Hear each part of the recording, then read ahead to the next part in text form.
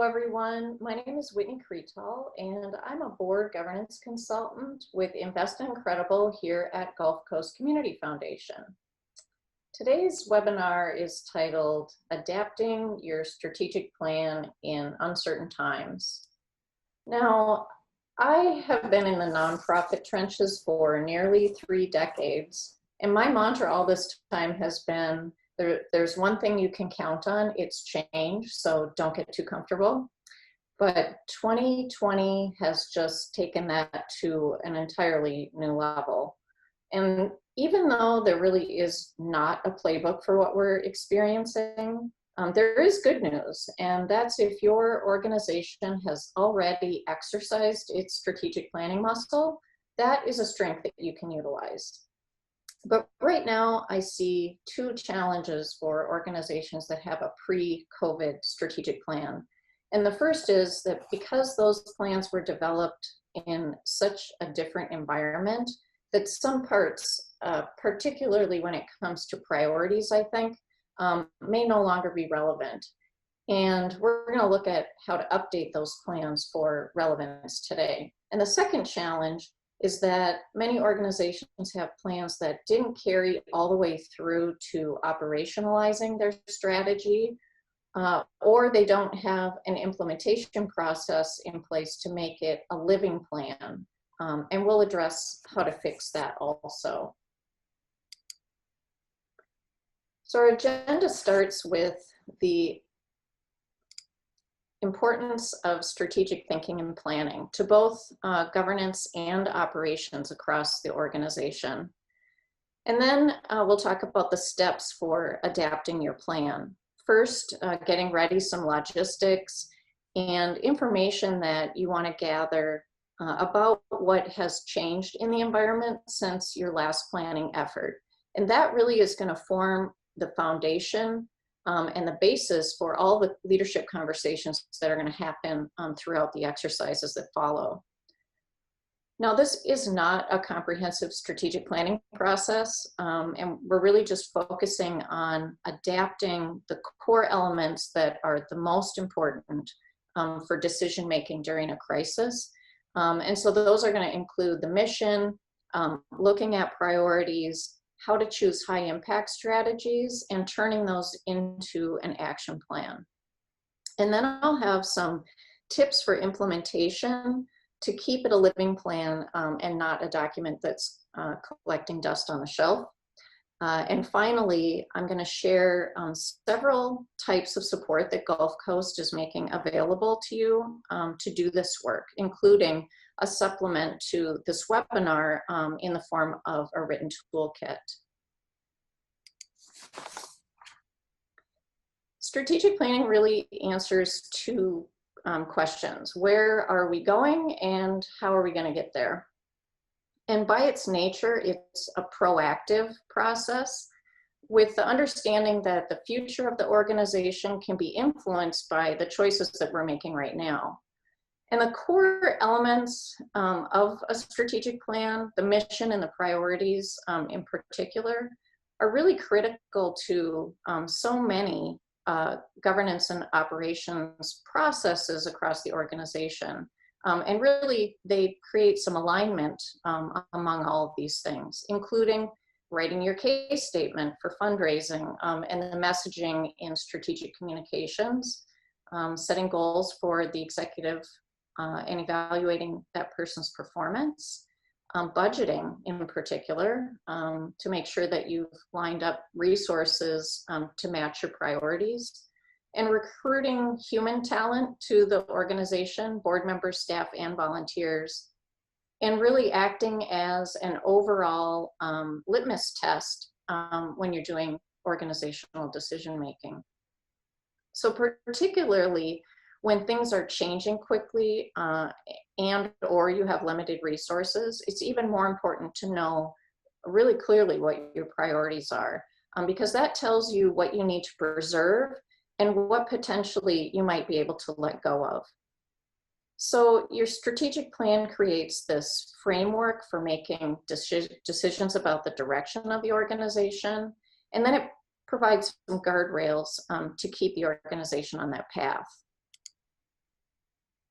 So first thing, some logistics. Strategic planning is definitely a leadership responsibility, setting the direction of the organization. And some organizations may choose to have other stakeholder representatives included on the planning team, but the core of that team should always be the board and the executive. All of the exercises that we're going to talk about can be conducted either in person or virtually. But I think that we all know what's more likely feasible in the foreseeable future. And I'll include some tips, some resources that you could use to do some of these things in a virtual environment. And each of the exercises could be done individually. They range from about a 45-minute to a 90-minute segment, but they could be strung together into a longer retreat type format if you choose to go that route. In terms of who should facilitate, it certainly can be done internally. And again, we're building up some resources to help support that. But that typically looks like the executive director or the board chair or potentially the governance committee chair.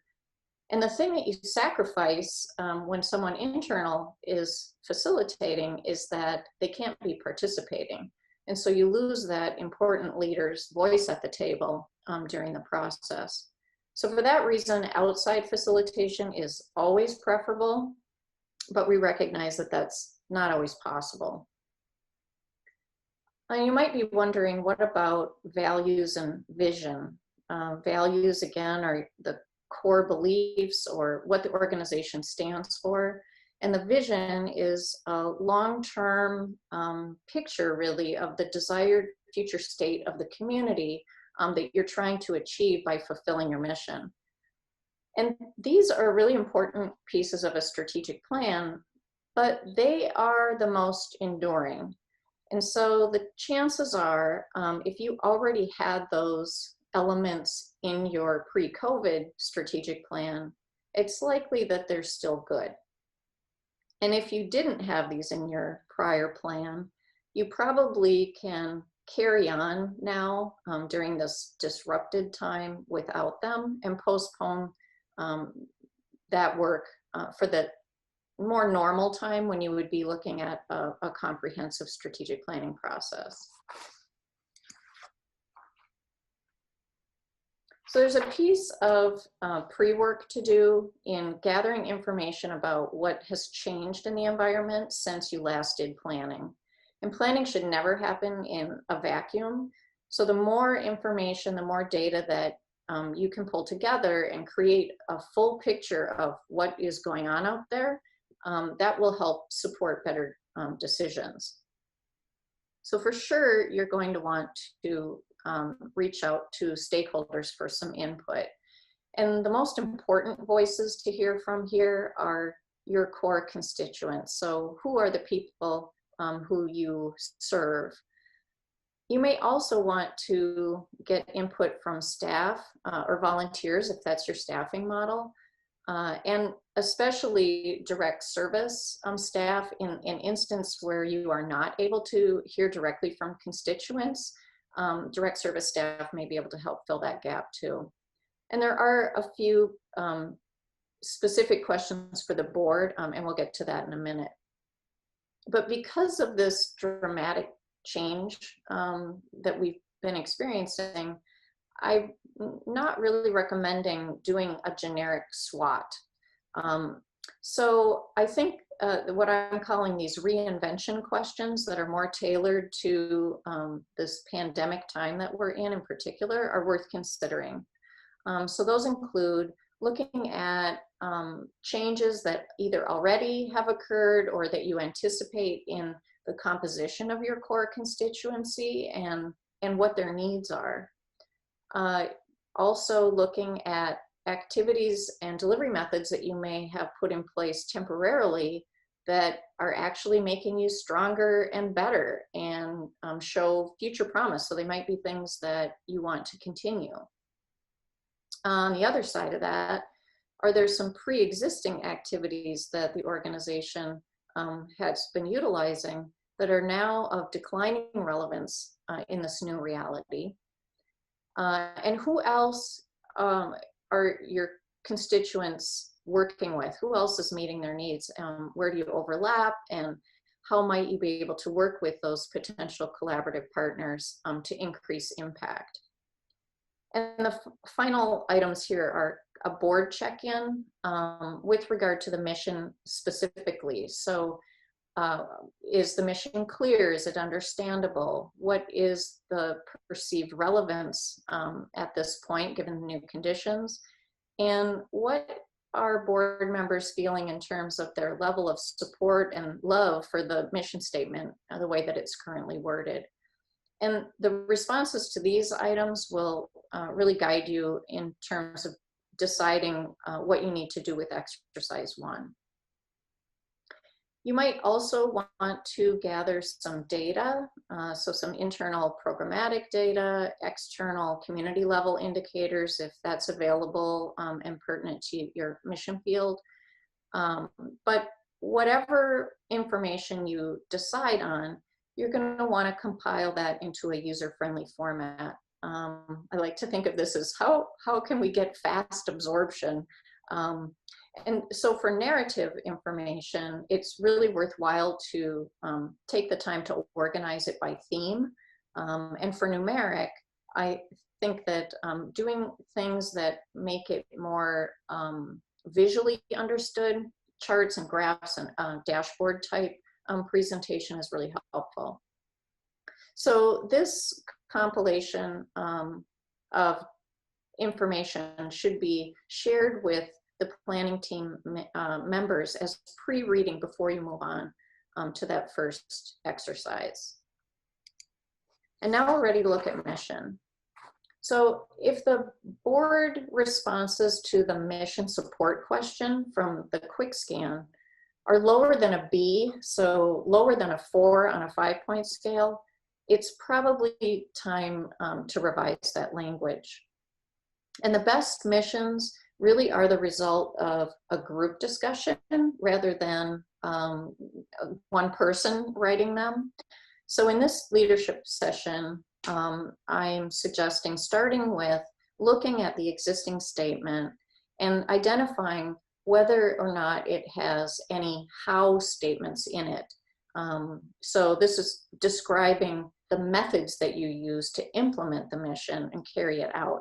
And they are usually spotted by any words that come after by or through. And the reason for removing those is that you always want to leave your options open in terms of the methods that you're going to use. And really, in this particular time with the pandemic, it's illustrated kind of the downside of a how-laden statement, because if you have changed how you're doing things, all of a sudden your mission statement is going to look really out of step. So instead, you want to focus on the who, the what needs, and the why. So who is your core constituency that you aim to serve? What are the needs of those constituents that you are trying to address, or the areas that they need you to make an impact in? And finally, the why. Why do you do this work on a broader community level? Kind of what's your contribution to the common good? And after the planning team has brainstormed on each of those elements of the mission statement, you want to go through and identify the words and phrases around which they have the greatest consensus. So this is, kind of the consensus compilation from the group, and that information can be handed off then for the actual drafting process to happen in a wordsmithing group. And this would be a small group, like 2 or 3 people who have some creative writing skill to take those consensus concepts and draft a mission statement around them. That can then be shared with the full team and they can be asked to give feedback, and that process can be repeated until you have a statement that's getting a high level of support from the planning team. Next is determining the organization's current priorities. And this really is the crux of the process, where you're going to analyze all of the information that was collected in the quick scan. And there are 3 steps to go through in this exercise. The first is to have a really thorough discussion about the responses to each of the questions and any data that you included in the quick scan. And as you do that, you want the members of the planning team to identify the key points that emerge from that information. So what are the takeaways? What is this telling us about how things have changed and what the impact is for the work that we do and for our mission? And that should all be recorded so that the group can see that information, whether that's on a flip chart if you're doing it in person, or using some kind of a screen share tool if you're doing it in a video conference. The second step then is to look at all of those key points that were identified in combination with the priorities that were in your existing plan. So you're looking at both the what did you say before were the priorities, and what are your observations about what's happening that's new in the environment. And given all of that collectively, then the individuals on the planning team would select their ideas about what the top issues should be for the organization over the next 12 months, so going forward, and individually generate that information. The third step is to look at all of those ideas and come to some consensus about what are the top 3 priorities.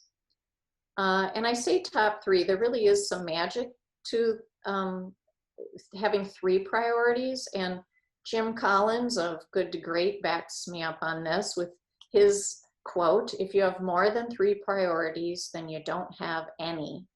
And that truly has been borne out in experience.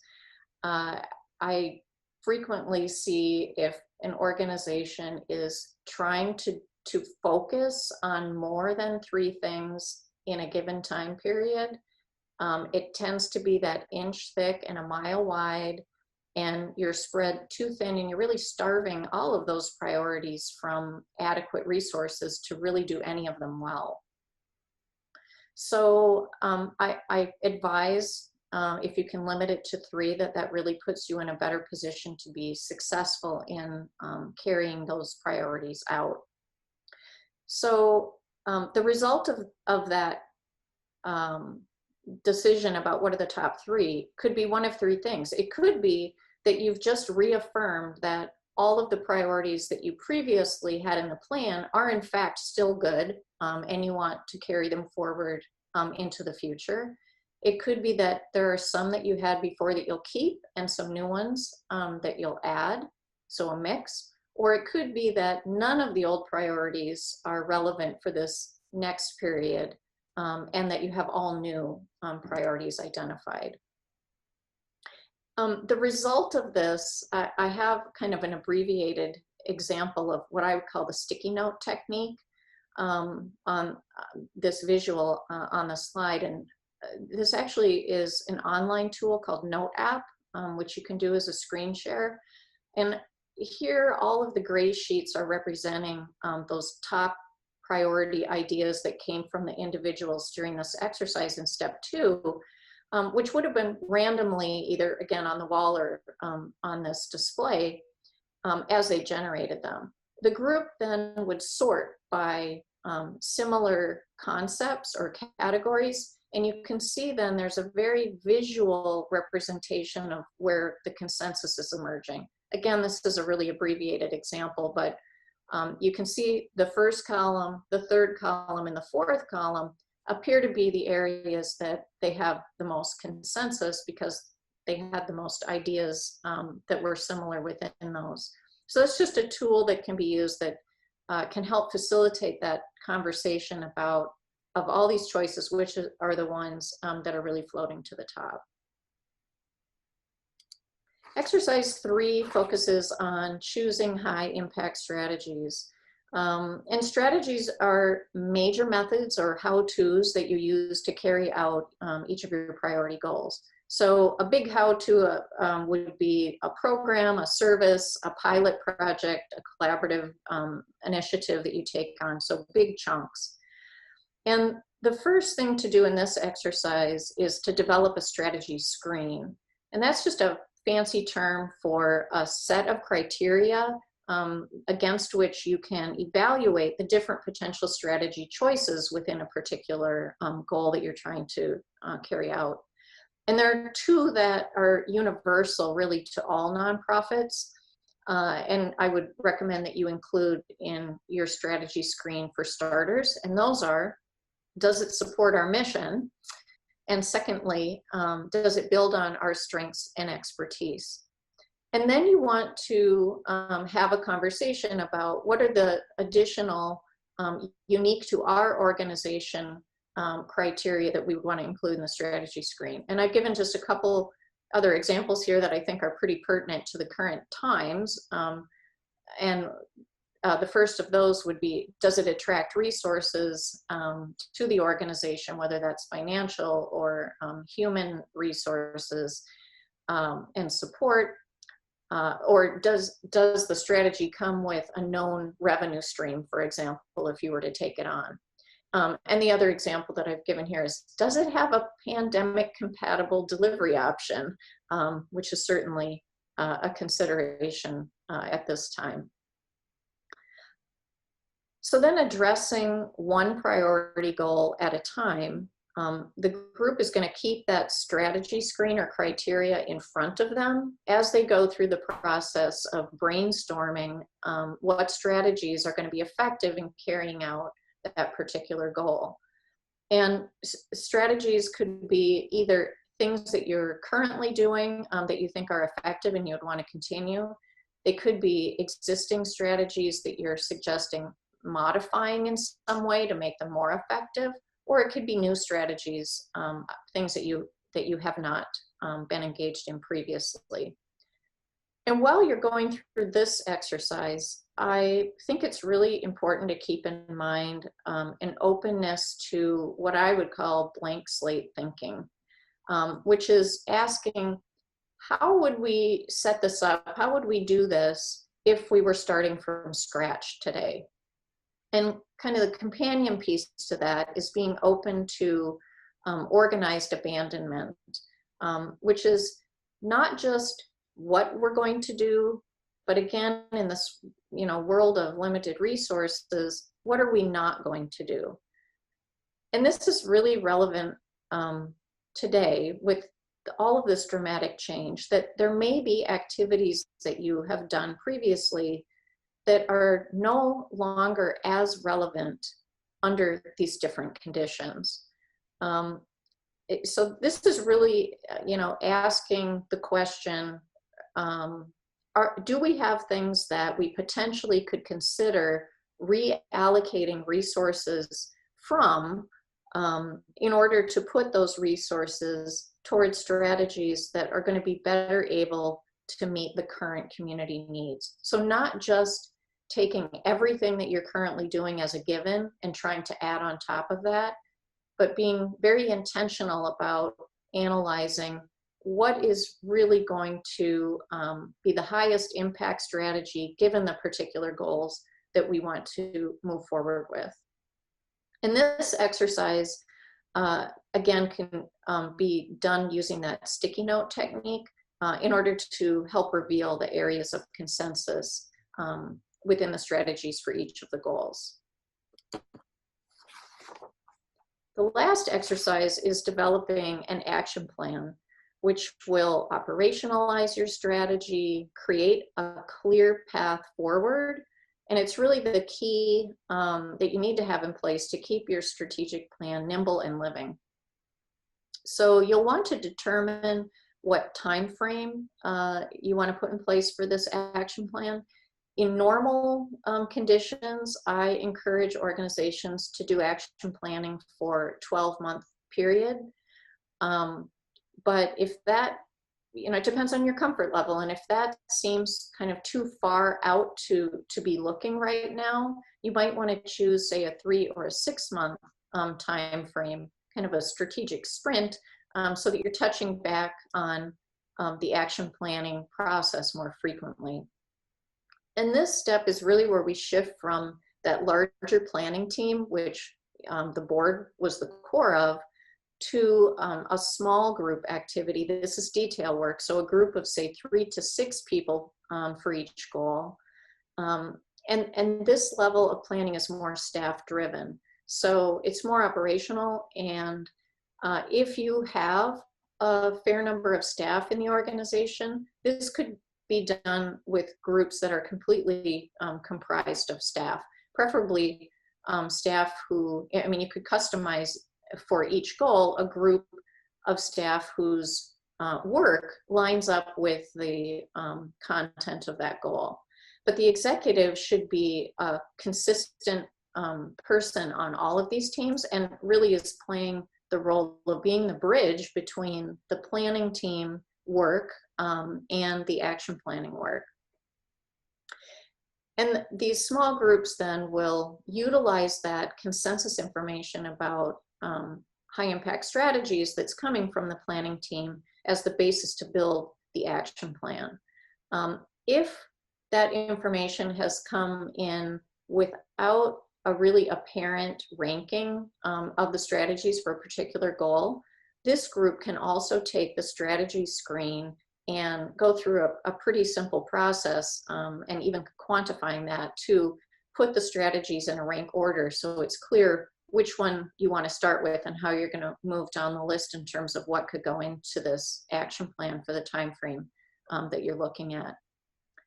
And they're going to lay out for each strategy the specific tasks, who's going to shepherd that task, and what are the completion dates. And there's an example of that in the toolkit. So I encourage folks to think about utilizing a pilot approach when they're thinking about the action plan too. With all of this flux, I think that trying creative new ideas really has a place here and could be very beneficial. But testing things, evaluating and building on what works in little small increments, like a pilot project, is a way to do that without a high level of investment and risk. So this is kind of that experiment, learn from it, and continuously build and improve. And that brings us to how to keep it alive. So obviously you're going to want to assemble the results of all the work that you've done in these exercises into a revised plan. And if you had values and vision from your prior plan, I would include that as well, so you have a complete revised plan, and present that to the board for adoption. And once it's formalized, there's an opportunity to share the plan not only with staff at all levels, but potentially with other stakeholders to really show how the organization is responding to this disruption in a thoughtful and strategic way. Then you want to start with active implementation management, and that begins with the management team. So either I would recommend weekly or every other week team meetings where, as a central point, you're looking at the progress that you're making on the action plan. And that is an opportunity for problem solving, for making mid-course corrections, for identifying if there are additional opportunities or tasks that have developed within a strategy toward a particular goal, that those can be incorporated in keeping that a living document.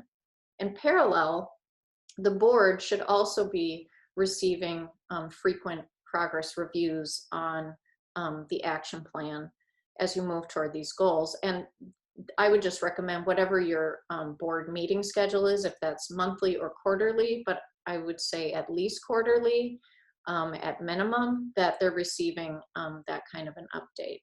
And for the board, really deliberately using the mission, priorities, and strategy screen in your decision-making processes.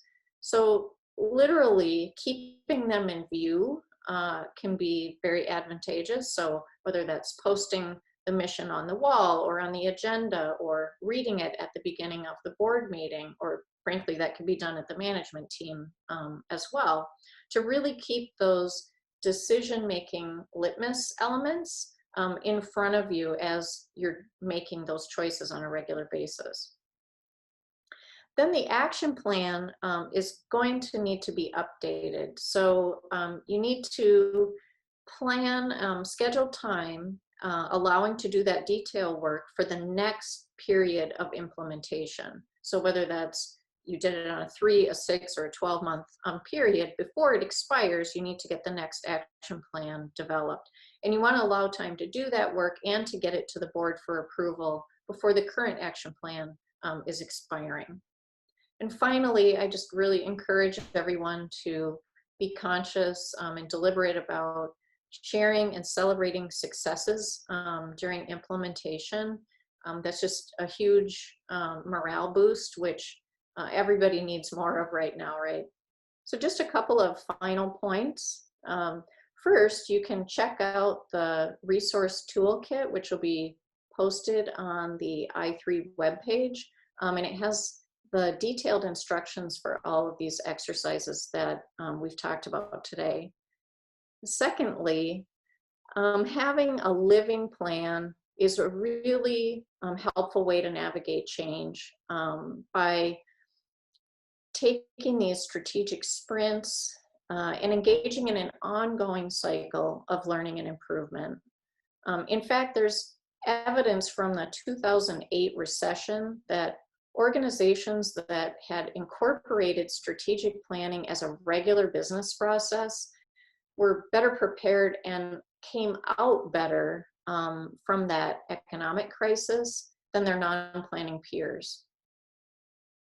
And finally, that inaction is a choice. And sometimes that can be really costly to an organization. So I encourage you not to wait for the proverbial dust to settle before you get your plan out in front again. I want to wrap up by sharing that there are 3 levels of support available to you in adapting your strategic plan. The first, of course, is the do-it-yourself toolkit, which you can find on the webpage. Secondly, if you look at the toolkit and you have questions or you need some help adapting the exercises to your unique situation with your organization, you can request a short phone consult. And those are being offered free of charge right now on this topic. Then the third level are regular I3 consultations. And that's a route you can go if you need more extensive assistance, or if you want to actually request external facilitation from a strategic planning expert for this process. So you can contact us at i3@gulfcoastcf.org. So thanks for tuning in, and I wish you success in all your planning endeavors.